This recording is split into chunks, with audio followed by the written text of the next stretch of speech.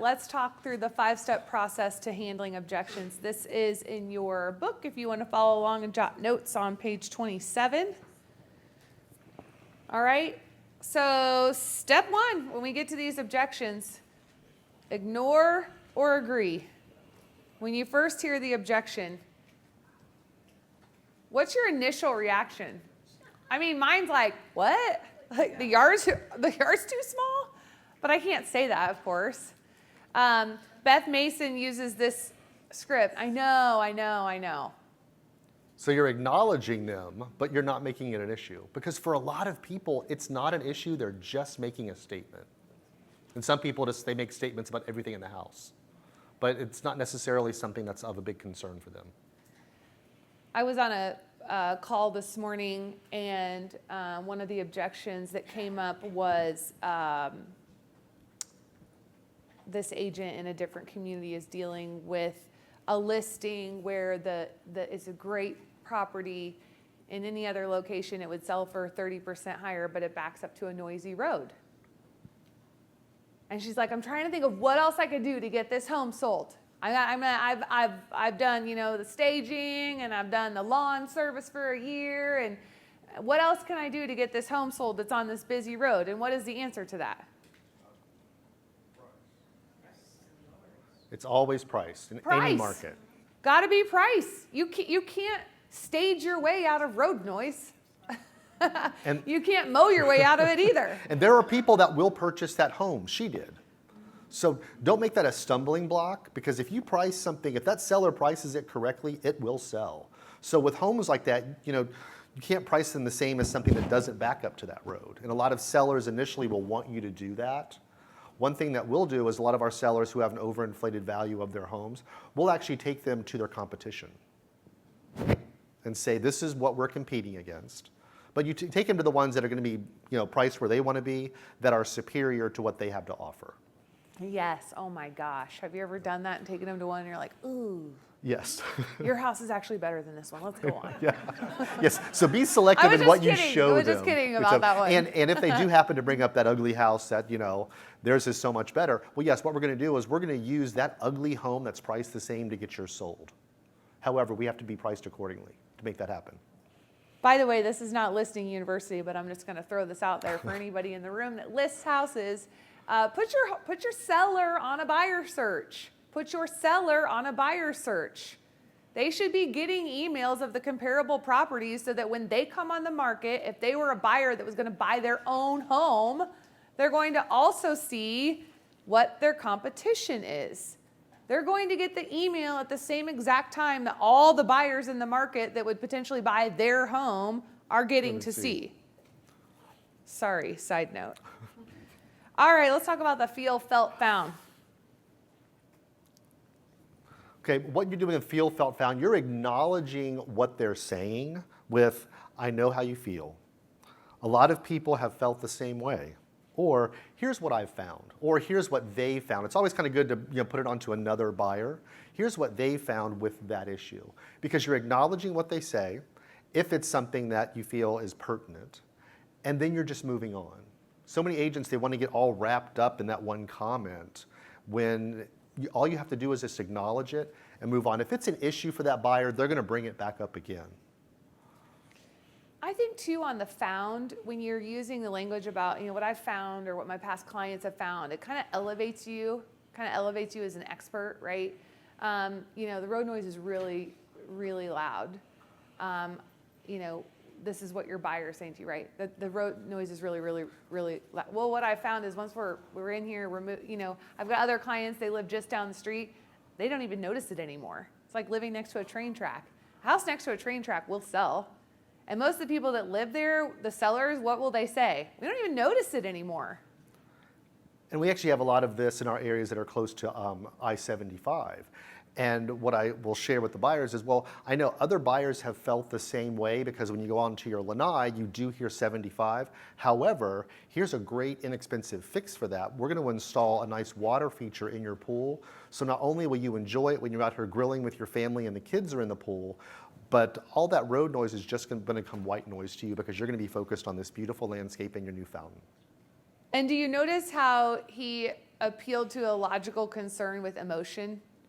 The logical concern was the noise is really loud. Because it's there. And the emotional response is, but you'll be here with your family grilling and enjoying the water feature.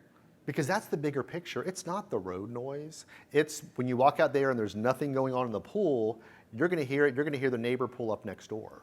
However, once you install these fountains, it's no longer an issue. All right, so we've ignored or we've agreed. Next, we need to inquire and explore.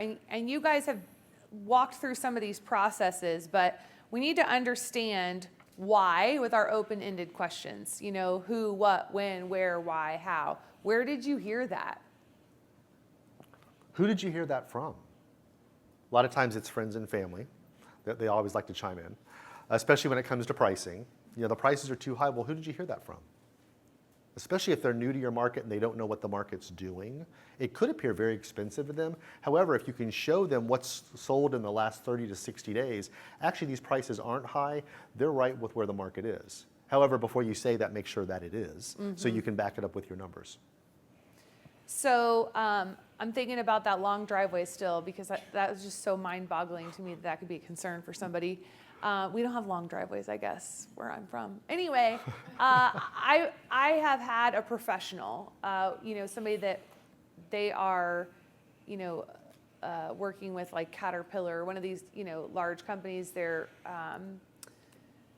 a like CEO, whatever, CFO, one of those sorts of things. And like they're not doing the yard work. That's not. So when you have the objection of the yard is so big and it's going to be a lot to mow, it's like, how often is it that you mow your yard? I'm like, well, I hire a lawn crew to do it. And they kind of chuckle. Well, yeah. So do you know what the cost of lawn services here are? It's minimal. And they're, really? Okay. I mean, help them, walk them through this process. Ask them some of the questions to get them to, the concern wasn't that the yard was too big. It's that he didn't have time to mow it. It's not going to happen for him. So, and these are a lot of concerns that we have in our area because most of our gated communities, we do have quarterly fees that are associated with them, with the clubhouses and the guard gates. But with a lot of those, when we hear that, well, who's going to mow the lawn? Oh, gosh, why are these fees so high? Well, the fees are high because this is what it covers. It covers the clubhouse, the 24-hour guard gate. You've got your sauna, you've got your steam room, you've got your pickleball courts, tennis courts. It also takes care of all the lighting, landscaping, and the mowing and irrigation of your yard. Any other questions? And snow removal. Yeah. Yeah. A lot of snow removal down there. Do they take care of sand removal when the hurricanes blow the sand all the way in? Well, no, but we have people for that. Okay. Yeah. So on the Inquire and Explore, by the way, obviously you're not going through every single who, what, when, where, why. Like we're not checking off every box. No, these are just things for you to use because what we're going to do, we're going to go through an exercise in just a minute, and we're going to use some of these objections by what we're sharing with you right now. And you're going to see how easy it is, that it's no longer an issue. It's just a statement that you're going to address and then move on to the next. All right, so the third step of our 5-step formula is to concede, right? You want to be empathetic. I think sometimes up at the first one when you read ignore or agree, you're like, wait, ignore? I don't want to ignore these people. We want to acknowledge with the feel, felt, found, that they're not the only person that's ever thought this, been concerned with this, etc. Or, there's every good reason to be concerned about the fact that there's a drag strip back there. Right. It's definitely a concern. And to share with you on this other one too, that would be a concern of every buyer who wants to get the best value. The interesting thing is if you're honest with people, sometimes they will still purchase the property. I've got a client, another one that I told they're going to buy 3 times when they moved, and they're on their 3rd. The second property they purchased was in Old Naples, and it was a 5-story townhome, 2-car garage, no room for an elevator the way that this property was constructed. So when they purchased, they were at a certain age, and they said, well, tell us what the downsides of this property are. And so the 2 downsides is you only have 6 units, no pool, and when you go to resell this, you're going to need someone who doesn't have a problem doing these stairs every day. And they said, well, we're fine. We're in great shape, so we don't have a problem. And when it does become a problem, we'll go ahead and sell it. We'll look for the same type of buyer that we are. And they just sold, bought another home, and then the next buyer that came in was the same demographic of when they purchased, and again, had the same conversation with that buyer. You know, David, what are the issues going to be when I resell this? And I told him the same thing. And again, they didn't have a problem with it. So when you acknowledge it and they say, well, I really like this, however, reselling it, what could the issue be? Well, the same issue that we're looking at right now. And we'll just need to find the same buyer because it sounds like we're going to go ahead and write an offer on this home. And the next buyer that we find when you're ready to sell, we're going to look for the same buyer that you are right now. Because properties always sell. There isn't a property that I know of that has never sold. And multiple people have lived in the homes. So you may have a narrower buyer pool, but that buyer pool is still out there. Yeah, definitely. There's buyer for every house. We all know that, right? If we can get the price right. The drag strip and the railroad track and the airport don't matter. Okay, so next we want to isolate the objection. And that just goes right back to, for instance, the fireplace script, right? So if the fireplace does work, do you want to buy this house? Is the question just for us to spin our wheels? Do they think they're doing us a favor by like trying to like, oh, I better ask them a couple questions about this house so they think I'm interested in it? You know, no. And then last but not least is the answer. So ignore or agree, inquire and explore with those questions, concede, isolate the objection, and then answer. That's right.